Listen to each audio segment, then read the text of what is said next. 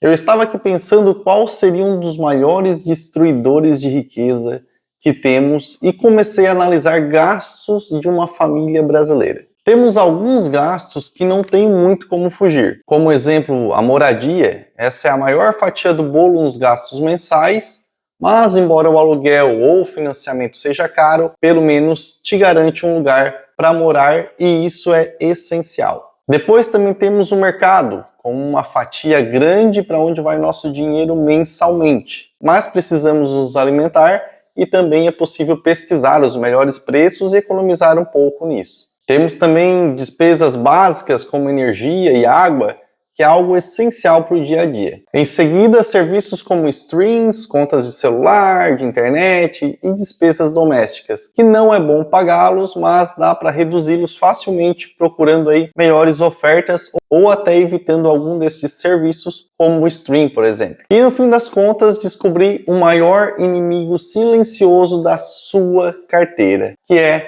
o carro. Isso porque os gastos de um carro vão muito além do valor de compra dele. Para conseguir fazer alguns cálculos rápidos, vou pegar como exemplo o Onix, que é um dos carros mais vendidos atualmente e que está custando em torno de R$85 mil se você comprar um novo. Então, além do valor de compra, você vai ter o seguro, com mais ou menos uns R$2.500 por ano, o que equivale a uns R$208 mensalmente. Claro que esse valor é uma média para esse valor de carro e pode variar de acordo com alguns fatores, como a sua idade, por exemplo. Depois temos o combustível, temos no momento aí um valor aproximado de R$6,20, R$6,30 por litro de gasolina, que pode variar um pouco em cada região. Mas rodando aí uns 1.000 quilômetros por mês vai gerar um gasto aproximado de R$500 por mês com gasolina. Claro, isso pode variar de acordo com o consumo de cada carro. Também terão os gastos com reparos que vão acontecer,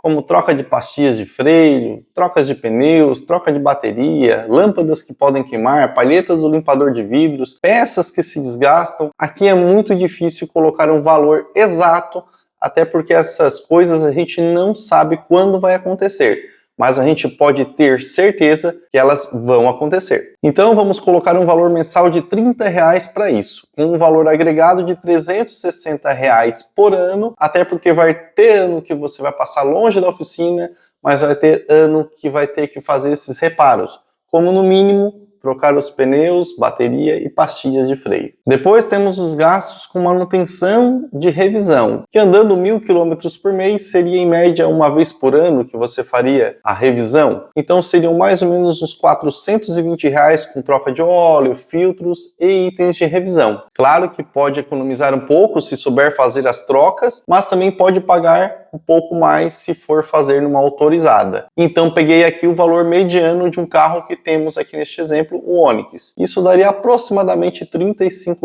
por mês. E também vamos ter gastos com IPVA, que você vai pagar anualmente, com um custo médio de uns R$3.000 por ano. Também pode variar de acordo com cada estado. Em Santa Catarina, por exemplo, o IPVA é de 2%, mas em São Paulo é de 4%. Gera uns R$250 de despesa mensal. Temos então um valor aproximado de custo com esse carro, nesta situação de andar uns 1.000 quilômetros por mês, de R$1.020 de gastos mensais. Isso sem contar, é claro, gastos com pedágios, estacionamento, multas que podem acontecer, além também do valor de parcelas, no caso de um financiamento, que eu não estou considerando aqui. Lembrando que cerca de 50% dos brasileiros financiam seus carros. Mas esse valor fica muito mais difícil de a gente colocar aqui, porque ele pode variar muito de acordo com o valor de entrada, a taxa de juros e etc.